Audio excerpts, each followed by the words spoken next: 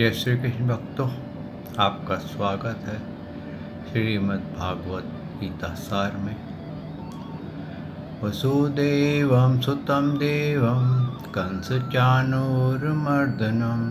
देवकी परमानंदं श्रीकृष्ण वंदे जगद्गुरु। श्री कृष्ण शरणं गोपाल शरणं, श्री कृष्ण शरणं गोपाल शरणं। मेरे बांके बिहारी नंदलाल शरणं, मेरे बांके बिहारी नंदलाल शरणं। श्री कृष्ण शरणं गोपाल शरणं, श्री कृष्ण शरणं गोपाल शरणं। मेरे बांके बिहारी नंदलाल शरणं, मेरे बांके बिहारी नंदलाल शरणं। श्री कृष्ण शरणं गोपाल शरणं, श्री कृष्ण शरणं गोपाल शरणं। मेरे बांके बिहारी नंदलाल शरणं, मेरे बांके बिहारी नंदलाल शरणं। श्री कृष्ण शरणं गोपाल शरणं, श्री कृष्ण शरणं गोपाल शरणं। मेरे बांके बिहारी नंदलाल शरणं, मेरे बांके बिहारी नंदलाल शरणं। बोल भगवान श्री कृष्ण की जय, श्री नंद के लाला की जय, श्री देवकी नंदन श्री कृष्ण की जय, श्री द्वारकाधीश भगवान श्री कृष्ण की जय। बोल देवादिदेव पूर्ण ब्रह्म भगवान श्री कृष्ण की सदा ही जय। जय श्री कृष्ण भक्तों, आपका स्वागत है श्रीमद् भागवत गीता सार में।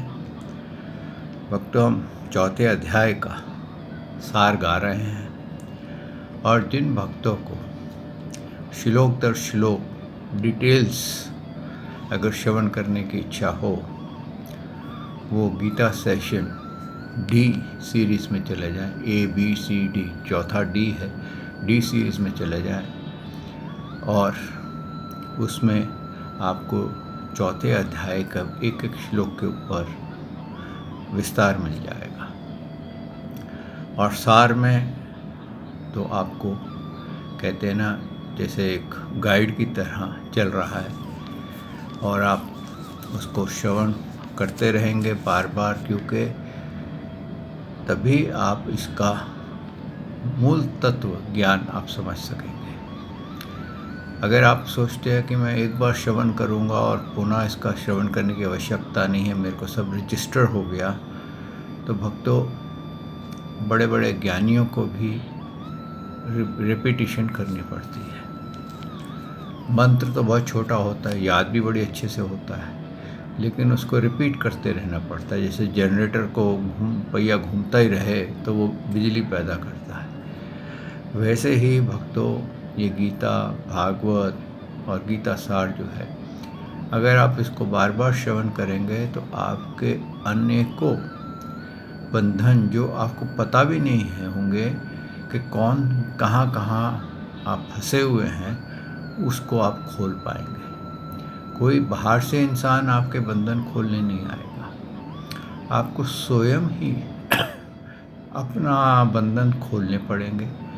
अगर आप प्रभु की भक्ति में जाना चाहते हैं, मोक्ष पाना चाहते हैं, या संसार ही में आप सुखी रहना चाहते हैं, यानी कि अपने आप को सुखी बनाना चाहते हैं। इसलिए भक्तों, आप सबसे विनती है, और ये जो आप भागवत के अगर सुनना चाहते हैं तो आप श्रीमद् भागवत कथा कैप्टन नरेश दबा करके ए सीरीज़ दबाएंगे तो पहला स्कंद चल पड़ेगा, बी से दूसरा, और वैसे आगे चला जाएगा। ऐसे ही गीता में है, Gita session captain Naresh A series दबाएंगे तो पहला अध्याय आ जाएगा, फिर बी दबाएंगे दूसरा आ जाएगा। ऐसे करते करते आप 18वें अध्याय तक चले जाएंगे। तो जैसा आपको अच्छा लगे वैसा आप कीजिए और अपना, कहते हैं ना, अपने आप को शांति प्राप्त करवाइए। अगर आपका मन उचाट रहता है, काम क्रोध के लोभ के अधीन रहता है, तो उससे निकलने के बहुत से, आप सुनते सुनते आपको कहीं ना कहीं आपको लगेगा यहाँ मैं अटका हूँ। आप एक्सपेरिमेंट करके देख लीजिए, या स्वयं भागवत और गीता, जो कि गीता प्रेस की हो, मैंने आपको पहले कहा मैं गीता प्रेस का कोई एजेंट नहीं हूँ, क्योंकि वहाँ पर मुझे असली ओरिजिनल मिली है। उसको आप श्रवण करिए, बार बार श्रवण करिए, तो आप श्रवण करते करते अपने आप आपके निर्णय आ जाएंगे कि मैं कहाँ अटका हूँ। कर्मों का पूर्ण ज्ञान, जो कि गीता में थोड़ा संक्षेप है, वो आपको पूर्ण रूप से मिल जाएगा। भक्तों, भगवान ने यही कहा है कि बहुत से पुरातन समय से लोगों ने योग करके, ऋषि मुनियों ने योग किए, जंगल में रहे और अपने आप को मोक्ष का अधिकारी बना लिया, और ज्ञान योग से, कर्म योग से वो भगवान को प्राप्त हो गए। और यही उन्होंने कहा है, अगर कुछ भी समझ नहीं आए तो अपने पूर्वजों का, जो तेरे गुरु हैं, तेरे माँ बाप हैं, अगर उन्होंने मोक्ष की बात रखी है या वो इस ज्ञान को जानते हैं, तो उन्होंने जैसे किया वैसे तू भी करेगा तो तू भी मोक्ष प्राप्त कर लेगा। भक्तों, ये बिल्कुल 100% सही है कि हम जो ज्ञान जो है, जितना पुरातन होता है उतना उसकी शक्ति ज़्यादा होती है। आजकल की जो लेटेस्ट टेक्निक्स है ना, वो ऐसे है जैसे कहते हैं ना कि भाई चाइनीज़ माल है, कब कौन सा कहाँ ख़राब हो जाए पता नहीं, नो गारंटी। तो इसलिए आप देखिए, जो पुरातन आइटमें हैं, आप किसी भी चीज़ में देखिए, वो कभी कभी आज तक के ऐसे पंखे हैं जो कि 70 साल से चल रहे हैं और वो ख़राब नहीं हो रहे, भले ही वो बिजली ज़्यादा खाते होंगे। कई जगह पुराने ऐसे पंखे लगे होते हैं, और आजकल के जो नए पंखे हैं वो बिगड़ जाते हैं, जल्दी बिगड़ जाते हैं। तो ऐसे ही वक्तों, जो पुरातन संस्कृति है उसका महत्व बहुत है। आप उसको अगर चिंतन करेंगे तो आपको लगेगा कि मैं एक खजाने के अंदर, ऐसे खजाने में घुस गया हूँ जहाँ चारों तरफ हीरे मोती ही बिखरे हुए हैं, और आप उसके अंदर इतने प्रसन्न हो जाएंगे कि आपको जितने भी दुख हैं, गम हैं, वो आप सब भूल जाएंगे। तो इसीलिए भगवान ने आगे भी ये कहा कि कर्म क्या है और अकर्म क्या है। इस प्रकार इसका निर्णय करने में बुद्धिमान पुरुष भी मोहित हो जाते हैं। क्यों? हम बहुत बार ऐसा सोचते हैं कि अरे हमने तो कुछ किया ही नहीं। हम किसी के बारे में विचार कर रहे हैं और उसके थोड़ा कुछ राजसिक कर्म आ जाता है कि अच्छा भैया उससे हम ये चीज़ का फ़ायदा ले लेंगे। अभी विचार है। सबसे पहले क्या होता है, इंसान में विचार आता है, फिर विचार शब्दों में पलटता है, और शब्द जो होते हैं वो आपके कर्म में पलट जाते हैं। तो आपको विचार आया और उसके बाद आपने कुछ हल्की बुल्की मदद ले ली और उसके बदले में उसको मदद दे दी। लेकिन जो आपने मदद ली, हो सकता है उसकी मजबूरी की मदद हो, उसने आपके मजबूर होकर के आपको हेल्प किया हो, और फिर आपको उसका कर्म का फल आ गया, तो आप कहोगे भाई मैंने तो बुरा कर्म किया ही नहीं, और अनजाने में ये आपसे कर्म हो गया। या आपने किसी को दान दे दिया, जैसे मैंने पिछले एपिसोड में बताया, और वो दान जो है आप आपने तो प्रसन्न होकर दिया कि मैंने तो अच्छा कर्म किया, लेकिन आपके मन में क्या आया?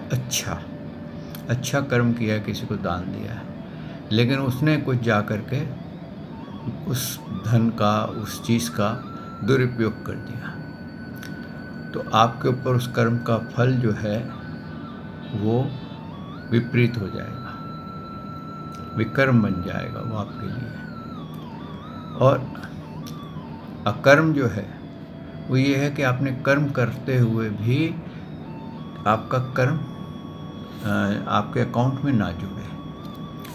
आप कोई कर्म कर रहे हैं, जैसे कि आप जो भी कर्म करते हैं मनमानी शरीर से, वो आपके अकाउंट में ऐड सब्ट्रैक्ट होता रहता है, तो आप उसको प्लस ना होने दें। तो प्लस ना होने देगा क्या है कि आप जब भी कर्म करें तो उसमें किसी प्रकार की इच्छा ना रखें कि भाई मैं ऐसा कर रहा हूँ तो ये हो जाए। जैसे भगवान ने अर्जुन जी को एंड में बताया कि तू निष्काम कर्म इस प्रकार से कर सकता है कि जितने भी तू कर्म कर रहा है, क्योंकि जब उसने कहा ना ये पापों को कहाँ मैं ढूंढूंगा, इतने सारे को मार दूंगा तो कहाँ होगा, बोले ये सब तू निमित्त मात्र बन जा, कि मैं तो एक निमित्त हूँ, एक मोहरा हूँ या एक वायर हूँ जो करंट पहुँचा रहा है, मैं करता नहीं हूँ। और ये जो मर रहे हैं या जी रहे हैं, ये मैं इनको मार नहीं रहा, ये अपनी ही मृत्यु से मर रहे हैं। और जो भी तू समझ रहा है ये ने कर्म किया, तीर चलाया, तो भगवान ने कहा तू मेरे अर्पण कर दे, क्योंकि मुझे कर्म नहीं मानते। तो वो क्या है, उसके निष्काम कर्म हो गए। तो इस प्रकार से जो अकर्म हो गए, तो अकर्मों में ही मोक्ष की प्राप्ति होती है, क्योंकि मनुष्य किसी भी काल में मन वाणी शरीर से कर्म किए बिना नहीं रह सकता। आप गौर कीजिए, आपको 1 मिनट में 40 विचार आएंगे अंदाज़न। उसमें से कुछ एक कैसे होंगे कि आप उनके ऊपर शोध करने लग जाएंगे, कुछ एक पर आप एक्शन लेने की बात करेंगे, कुछ एक पर आप सोचेंगे मैं क्या करूं क्या ना करूं, और फिर आप उन विचारों को अपने एक्शन में ले आएंगे, क्योंकि ये नेचुरल है। ये बिल्कुल वैसे ही है कि समुद्र में से लहरें उठती हैं, आप बोले मैं ये लहरें ना उठें, तो लहरें तो नहीं रुकेंगी। लेकिन अगर आपको ये पता चल जाता है कि जो लहर है वो भी पानी है, जो उसके ऊपर झाग है वो भी पानी है, और ये तो एक नाम और रूप मिला है इसको, लेकिन है तो पानी ही। इस प्रकार से जब आपको ये पता चल जाता है कि ये नेचुरल विचार जो है, प्रकृति जो है आपको देती जाती है, क्योंकि आपका सबकॉन्शियस माइंड एक प्रकार से प्रकृति है, वो आपका सारा रिकॉर्ड रखती है और आपको अपने कर्मों के मुताबिक आपको थॉट्स भेजती है। आज ये साबित हो गया भक्तों, न्यूरोसर्जनों के द्वारा, कि पहले आज तक कभी साबित नहीं कर पाए थे कि हमारा जो मन है यानी कि हार्ट है, वो और हमारा ब्रेन आपस में कम्युनिकेट करता है, बातें करता है, और हार्ट ज़्यादा इंस्ट्रक्शंस भेजता है ब्रेन को। पहले इस चीज़ का किसी को पता नहीं था, आज ये साइंटिफिकली पता चल गया। लेकिन शास्त्रों में इसका बहुत पुरातन, कई हजारों साल पहले इसका विवरण मिलता है कि मन जो है वो ब्रेन को आपस में बातें करते हैं, यानी कि कहते हैं ना ईश्वर और जीव। ईश्वर हृदय में रहते हैं और जीव बुद्धि में या ब्रेन में रहता है, तो वो इंस्ट्रक्शंस लेता है। लेकिन जब वो इंस्ट्रक्शंस, जिसको इंट्यूशन भी कई लोग बोलते हैं, अगर वो उनको ओवरकम कर दे, नहीं सुने, तो क्या होता है, वो गलत कार्य कर देता है। कभी कभी आप देखिए, आप कुछ गलत कार्य करने जा रहे हैं तो बड़ी ज़बरदस्त ऐसे लगता है, नहीं नहीं ये नहीं करना चाहिए, या नहीं कुछ नहीं होता, मैं करके देखता हूँ, तो आप वो कर देते हैं। और फिर वो एक्शन होने के बाद वो रिवर्स नहीं हो सकता। वो ऐसे ही है कि कांच पड़ा है, आपके हाथ में हथौड़ा आया, तो आपने सोचा मैं मार के देखता हूँ कि टूटता है कि नहीं। अगर वो टूट जाता है तो वो जोड़ा नहीं जा सकता। अगर आप जोड़ेंगे तो उसमें एक लकीर आ जाएगी। जिसको बोलते हैं धागा टूट गया और धागा को फिर से दोबारा बनाने की कोशिश करेंगे तो उसमें गांठ आ जाएगी। तो यही हमारे कर्मों का खेल है, और जो इस खेल को समझ जाता है वो जीवन मृत्यु से मुक्त हो जाता है। और केवल जीवन मृत्यु से मुक्त नहीं होता है, वो संसार सागर में, जैसे आप ये समझिए कि बहुत ज़बरदस्त आप नॉर्थ पोल पे रहते हैं, -20 डिग्री 40 डिग्री तक टेम्परेचर चला जाता है, लेकिन अगर आपको वहाँ पर कहते हैं बर्फ़ के घर बनते हैं और उसके अंदर एक छोटा सा दिया जलाया जाता है और उसके अंदर होता है वो जो टेम्परेचर होता है वो प्लस हो जाता है, माइनस के हाल, जबकि घर किसका है, बर्फ़ का, लेकिन टेम्परेचर प्लस कर देता है, माइनस से ख़त्म कर देता है। यानी कि बाहर 40 डिग्री टेम्परेचर माइनस है और वही बर्फ़ के घर में वो आपको प्लस डिग्रीज में ले आता है। आप गूगल करके सर्च कर लीजिए, आपको ये चीज़ मिल जाएगी। तो क्या होगा कि माइनस में आपकी हालत ख़राब हो रही थी, लेकिन अगर आपको वो घर मिल जाए तो आप आनंदित रहेंगे, शांत रहेंगे, प्रसन्न रहेंगे, आपकी सेहत भी अच्छी होगी। क्योंकि जब हमारे को कर्म नहीं सताते, यानी कि हमारी थॉट्स हमें नहीं सताती हैं और हम उसकी एक्शन नहीं करते हैं या उन थॉट्स को हम कंट्रोल कर लेते हैं, तो भक्तों हमारा मन शांत हो जाता है। और जो मन शांत हो जाता है वो ईश्वर को प्राप्त कर सकता है, अपने फैमिली लाइफ में बहुत इम्प्रूवमेंट कर देगा, हर एक का प्रिय बन जाएगा और हर कोई आपको आदर करेगा। आपके अंदर से पॉजिटिव एनर्जी निकलेगी और वो पॉजिटिव एनर्जी जो है दूसरे को भी पॉजिटिव बना देगी। अगर आपको इस बात पे भी यकीन नहीं है तो कभी ऐसे कोई प्योर संत होते हैं कई बार, या ऐसे प्योर आदमी होते हैं, अब देखिए जब आप उनके पास जाके बैठते हैं, आप उनसे कोई ज्ञान नहीं लेते, कोई बात नहीं करते, वो भी शांत बैठे रहते हैं, पर उनके पास बैठने से ही आपको शांति आती है। ऐसे कई मंदिर भी हैं जहाँ पर पॉजिटिव एनर्जी रहती है, क्योंकि हमारे जो पुरातन मंदिर बने हैं वो इस अंदाज से बनाए गए, इस टेक्निक से बनाए गए, आर्किटेक्चर से, कि वहाँ पर हमेशा पॉजिटिव एनर्जी बनी रहे और हायर सोर्स के साथ वो कनेक्टेड रहे। तो इसलिए कई जगह पर आप जाते हैं तो आपको बड़ी शांति मिलती है। क्यों? कि आपके अंतःकरण जो होता है ना, जो जिसमें ज्वाला जल रही थी विचारों की, वो शांत होने लग जाती है। तो यही भक्तों भगवान ने यहाँ पर भी यही कहा है कि कर्म का स्वरूप भी जानना चाहिए और अकर्म का स्वरूप भी जानना चाहिए और विकर्म का स्वरूप भी जानना चाहिए, क्योंकि कर्मों की गति गहन है। अगर हम एक्शन लेने से पहले अपने कर्म का विचार कर लें कि ये ऐसा करने से मुझे इसका क्या रिज़ल्ट हो सकता है, तो आप वो कर्म नहीं करेंगे। जैसे कहावत है ना कि पंजाब में कि यहाँ पर आदमी जब हत्या कर देता है, मर्डर कर देता है, तब सोचता है कि पुलिस पकड़ेगी, लेकिन मारने से पहले नहीं सोचता मैं पुलिस पकड़ेगी। और कई जगह क्या है, वो पहले से इमेजिन कर लेते हैं, स्पेशली साउथ वाले, कि अगर हमने ये मर्डर किया तो हमारे को पुलिस पकड़ेगी, या हमने ये गलती करी तो हमारे पर हमारा फ़ाइन हो जाएगा। तो ये बिल्कुल वैसा ही है। अगर आपका कर्म गलत हो गया तो आपको पाप रूपी फ़ाइन लग जाएगा। अगर आपने कर्म को ऐड कर लिया तो आपके बैंक में बैलेंस बन जाएगा, और जब बैलेंस बन जाएगा तो क्या होगा भक्तों कि वो बैलेंस आपको भोगना पड़ेगा, क्योंकि वो बैलेंस का फल आपको मिलेगा। जैसे राजा बलि थे, उनका एग्जाम्पल बहुत अच्छा है कि राजा बलि जो थे, वो जब भी वामन देव ने उन पर विजय प्राप्त करी तो उनको मारा नहीं था, उनको पाताल लोक का राज दे दिया था, जो स्वर्ग से भी बड़ा है।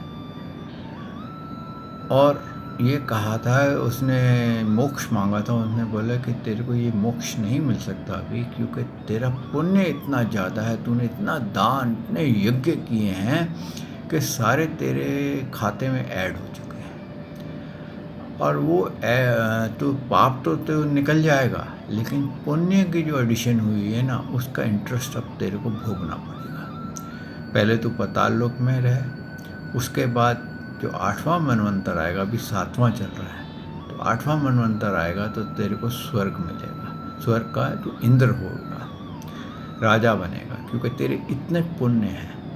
और उसके बाद जब वो मनवंतर समाप्त होगा तो फिर से भक्ति करेगा, फिर से तू तपस्या करेगा और तू मुझे प्राप्त होगा। देखो भक्तों, ये है पुण्य का गाथा। तो इसलिए कर्म सोच के कीजिए कि ये कर्म मैं कर रहा हूँ तो इससे मुझे क्या लाभ होने वाला है। मैं ये शब्द यूज़ कर रहा हूँ, इस शब्द बाण को मैं छोड़ूं, क्योंकि देखिए जो आपके शब्द है ना, वो बाणों से कम नहीं है। मतलब बिल्कुल वैसे ही हैं कि जैसे पहले बाण चलाते थे तो बरसात हो जाती थी, एक बाण चलाते थे तो सब लाइट ही लाइट हो जाती थी। तो आपके जो शब्द हैं किसी को प्रसन्न कर सकते हैं, किसी को दुखी भी कर सकते हैं, किसी के कोई फ़र्क नहीं, मतलब शांत रहेंगे, कुछ भी नहीं एक्शन होगा। तो आप जो शब्द भी बोलते हैं उसको पहले विचार लीजिए। जो इंसान अपने शब्दों को, अपने शरीर के कर्मों को, अपने मानसिक और शारीरिक और सांसारिक कर्मों को देखने लग जाता है तो वो कभी पाप नहीं कर पाता, कभी दुष्कर्म नहीं कर पाता, और वो जीवन मृत्यु की भागदौड़ से बाहर आ जाता है। आगे यही भगवान ने भी यही कहा है, जो मनुष्य कर्मों में कर्म देखता है और जो कर्मों में कर्म देखता है वह मनुष्य बुद्धिमान है और वह योगी है, समस्त कर्मों का करने वाला है। अब कई बार ऐसा होता है, हम दान करते हैं लेकिन हम कहते हैं नहीं नहीं हमारे को क्या फ़र्क पड़ता है, लेकिन अंदर लालसा होती है कि दान किया तो हमारे को, यहाँ पर मंदिर में दान किया तो आज भगवान प्रसन्न हो गए, या ये प्रसन्न हो गए या कुछ ऐसा हो गया।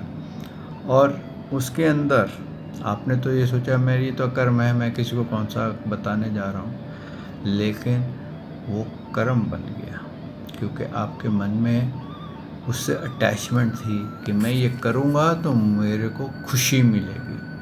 तो इसीलिए बुद्धिमान लोग जो होते हैं वो कुछ भी करते हैं, ना वो खुश होते हैं ना वो किसी के लिए दुखी होते हैं। आगे यही भगवान ने फिर आगे उस चीज़ को दोहराया है, यस्य सर्वे समारंभा काम संकल्प विवर्जिता ज्ञान अग्नित कर्माणम तत् आहु पंडितम बुधा। जिसके संपूर्ण शास्त्र समस्त कर्म बिना कामना और संकल्प के होते हैं तथा जिसके समस्त कर्म ज्ञान रूपी अग्नि द्वारा भस्म हो गए हैं, उस महापुरुष को ज्ञानी जन भी पंडित कहते हैं। यानी कि जिसने ज्ञान पा लिया है। यहाँ पर कर्म योग से उन्होंने थोड़ा ज्ञान की बात की है कि ये भी ज्ञान होता है कि आप ये देख लें मेरा कर्म क्या है, अकर्म क्या है, विकर्म क्या है, जो मैं एक्शन कर रहा हूँ इसका क्या फल होने वाला है, ये आप समझ लें। आगे भी उन्होंने यही कहा कि समस्त कर्मों और उनके फलों को सत्य का सर्वथा त्याग करके संसार में आश्रय रहित हो गया है और परमात्मा में ही नित्य तृप्त है। वह कर्मों को में भली भांति बरतता हुआ भी वास्तव में कुछ नहीं करता। वो जो भी कर्म करता है परमात्मा के लिए करता है, यानी कि अपने बच्चों को उनका पालन पोषण करता है तो ये सोच के करता है ये मेरे बच्चे नहीं हैं, ये परमात्मा के अंश हैं और इनकी सेवा करना मेरा फल है, फर्ज है। तो इस तरह से ऐसे ही जो रोगियों की सेवा करते हैं वो रोगियों के लिए भी अगर यही सोचे कि ये परमात्मा के अंश आए हैं और मैं इनकी सेवा कर रहा हूँ, तो उसका कहते हैं कि अगर उससे कोई गलती हो भी जाएगी तो वो कर्म में लिप्त नहीं होगा। आगे में उन्होंने यही कहा है, जिसका अंतःकरण और इंद्रियों सहित शरीर जीता हुआ है, जिसने समस्त भोगों की सामग्री का परित्याग कर दिया है, ऐसा आशा रहित पुरुष केवल शरीर संबंधी कर्म करता हुआ भी पाप को नहीं प्राप्त होता। यानी कि जिसने सारे कर्मों का त्याग कर दिया है, यानी कि वो परमात्मा के लिए ही कर्म करता और किसी के लिए कर्म नहीं करता। तो भक्तों, वो शरीर में रहता हुआ मन वाणी शरीर से भी कोई कर्म नहीं करता। अगर उससे कुछ हो भी जाए तो पाप नहीं गिना जाएगा। जैसे अर्जुन जी ने महाभारत में कितनों को मारा, भीष्म पितामह को मारा, हर बहुत सारे उसको मारा, तो अर्जुन जी को पाप नहीं लगा, क्योंकि उन्होंने यही सोचा कि मेरे परमात्मा की आज्ञा है कि ये ऐसा करना है, ये सारे जो हैं इनके शरीर छूटने चाहिए, ये समय आ गया है इनके शरीर छूटने चाहिए, और ये अधर्म पे हैं, तो ये जब नए शरीर में जाएंगे तो फिर इनको धर्म की प्राप्ति होगी। और इस तरह से मैंने अपनी परमात्मा को अर्पण करते हुए उन्होंने एक एक तीर का प्रयोग किया था। इस तरह से वो पापों से लिप्त नहीं हुए थे। आगे ये भी कहा गया है कि जो बिना इच्छा के अपने आप प्राप्त हुए पदार्थ को सदा संतुष्ट रहता है, जिसमें ईर्ष्या का सर्वथा अभाव हो गया है, जो हर्ष शोक आदि द्वंद्वों से सर्वथा अतीत हो गया है, ऐसा सिद्ध पुरुष असिद्धि और सम रहने वाले कर्मयोगी कर्म करता हुआ भी नहीं बचता। देखिए यहाँ पर वही बात आ गई कि जो ना तो खुश होता है कर्म करके और ना ही दुखी होता है। अगर कोई कर्म ऐसा करा तो उसमें कोई दुख की बात आ जाए, जैसे गलती से आपने अपने बच्चे को ओवरडोज दे दी, तो वो दुखी नहीं होता, बोलता ठीक है परमात्मा की यही इच्छा होगी। और अगर आप भूल गए तो भी वो ये बच्चे को बराबर डोज दिया और बच्चा बड़ी जल्दी बीमारी से निकल गया, तो खुशी नहीं मनाता, कहता परमात्मा ने ये मेरे को देने का फ़र्ज़ बनाया था और खुश हो गया। आप देखिए जो सर्जन होते हैं वो इतने ऑपरेशन कर लेते हैं, शुरू में तो शायद होते होंगे, लेकिन बाद में इतने ऑपरेशंस कर लेते हैं कि उनको किसी ऑपरेशन में ना तो खुशी होती है ना ही दुख होता है। अगर वो उनके हाथ से वो ठीक हो जाए तो प्रसन्न नहीं होते, और अगर किसी की मृत्यु हो जाए तो उनको दुख नहीं होता। तो इस तरह से जो इंसान सदा संतुष्ट रहता है वो कभी बंधता नहीं है। आगे उन्होंने क्या कहा है, जिसकी सत्य सर्वथा नष्ट हो गई है, जो दो देहाभिमान और ममता से रहित हो गया है, जिसका चित्त निरंतर परमात्मा के ज्ञान में स्थिर है, ऐसा केवल यज्ञ संपादन के लिए कर्म करने वाला मनुष्य संपूर्ण कर्मों को भली भांति विलीन हो गया है, हो जाते हैं। यहाँ पर उन्होंने बहुत बड़ी बात करी है। ये उनके लिए है जो हर वक्त कहते हैं ना बस प्रभु में ही खोए रहते हैं और वो केवल भगवान के लिए ही कर्म करते हैं, यानी कि उनकी भक्ति पूजा, उनके फूल लाना, भोग लगाना और जितने भी कर्म करते हैं सिर्फ प्रभु के लिए करते हैं। तो ऐसे जो कर्म करने लग जाता है उसके सारे कर्म बिल्कुल समाप्त हो जाते हैं, यानी कि सारा उसका बैंक बैलेंस ज़ीरो हो जाता है। क्योंकि आप याद रखिए जब तक बैंक बैलेंस है आपका नाम बैंक से नहीं कटेगा, बैंक के खाते में लिखा रहेगा।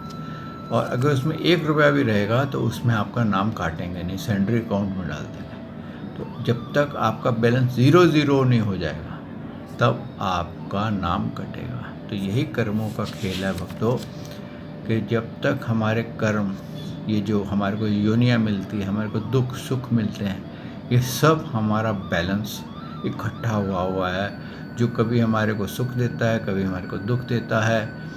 और वो बैलेंस जब तक हमारा नाम उस खाते में लिखा हुआ है तब तक आप इससे पीछा नहीं छुड़ा सकते। आपने अभी बलि के बारे में सुना, राजा बलि ने इतने दान किया था कि वो अब दान का जो पुण्य है उसको भोगों में उसको डाल दिया गया है। अब वो पहले ये भोग भोगेगा, फिर इंद्र बनेगा, फिर तपस्या करेगा, फिर परमात्मा को प्राप्त होगा। यानी कि एक इंद्र आप यूँ समझिए 71 चतुर युग तक जीता है। तो कितना लंबा उसको भोग है, कितना उसने दान किया होगा, और वहाँ पर भी कितने समय से वो पाताल लोक में रह रहे हैं।